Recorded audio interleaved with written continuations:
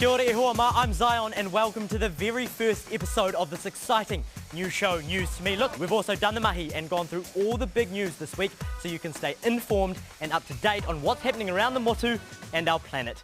The entertainment world is still feeling the hit from when actor Will Smith slapped Chris Rock on stage at the Film Awards. Will Smith has since resigned from the Academy and at least 2 of his new movies have been put on hold, including Bad Boys 4 and Fast and Loose from Netflix. Campaigners say it's important the message gets through that no one should answer words with violence. In Ukraine, a team of charity workers has helped more than 1,000 people escape the city of Mariupol. Surrounding Russian troops have cut the city off with no power in homes and shortages of food, water and medication. Thousands of other Ukrainians have also left their homes this week to escape the fighting and missile attacks. Other countries say Russian President Vladimir Putin should go on trial for war crimes. The All Whites are 1 win away from reaching the Football World Cup. New Zealand need to beat Costa Rica in June, and if they do, the team is off to Qatar for the tournament in November. Should they make it, they have a tough pool waiting for them. In fact, it's the pool of death. European heavyweights Germany and Spain, plus Japan. In other news, the man who has been in charge of advising the government on what to do about COVID for the last 2 years is stepping down. Dr. Ashley Bloomfield, who became so popular with these festival mixes. Let's unite against COVID-19. Some people even bought T-shirts and tea towels with his photo on it. Dr. Bloomfield says he wants to take a break and spend more time with his family and maybe even, work on some of those dance moves. Come on, Dr. B, you're better than that. Staying with health, the government has put out a new proposal to ban fizzy drinks in primary schools. If kids and adults eat and drink well, there are so many benefits and good outcomes for learning. Unfortunately, dental decay is the most common disease reported by children in Aotearoa, and rates of obesity are increasing as well. Many of you may already go to schools with a water-only policy. Kia rawe. Well done. Awesome. It's the end of an era. Auckland Zoo is saying goodbye to their last beloved elephant in a few weeks. Anjali has already crossed the ditch to a new home in Sydney, and Burma will be leaving at the end of the month to a new life at Australia Zoo. As for the elephant keepers, they will be staying on for a period of time with Anjali and Burma at their respective new zoo homes to make sure they settle in okay.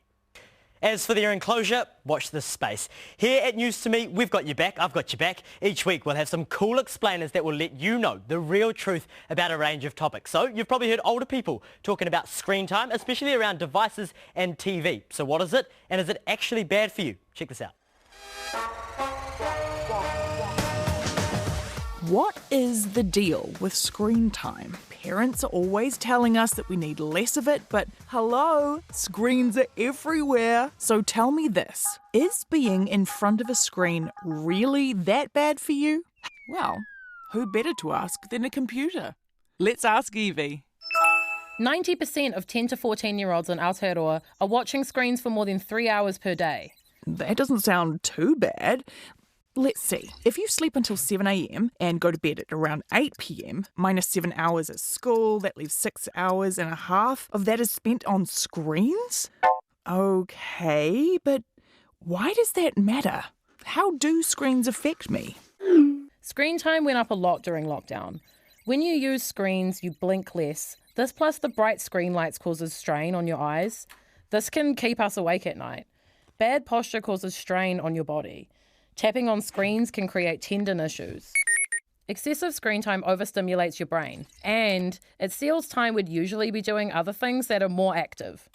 Hang on. Yeesh, that is a lot of information to take in one go. Can't be all bad. How can I improve my screen health? Aha! Teach me, oh wise internet.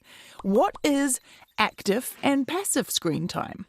Active screen time is when you're engaging in content that keeps your mind creative and active, like a problem-solving video game or editing videos and looking things up to answer your questions about, why the sky is blue or did unicorns ever exist? Passive screen time is when you're scrolling absent-minded, flicking through reels or playing repetitive games. So keeping it active and putting a limit on your overall screen time is a healthy thing to do. Parents should try it too. Ah, good idea. Give yourself a time limit before you get up and do something different. There's an app for that. And stop all screen time at least an hour before bedtime. So it turns out that excessive screen time can be pretty bad for you after all. Well, that is news to me. And that's news to me for this week. You're up to date. See you next week for a roundup of the week's news and a deep dive into sugar. And how much we should eat of it. I'm Evie Orb, and this episode was made by TVNZ and RNZ and is public interest journalism funded through NZ On Air. You or your parents can follow the podcast on Apple Podcasts, Spotify, iHeart, or just about any podcast app. Plus, you can watch News to Me on TV2 every Friday afternoon or listen to it just before the 7 o'clock news on Saturday mornings on RNZ National. This episode was produced for RNZ by Jill Bonnet and engineered by Rangi Powick.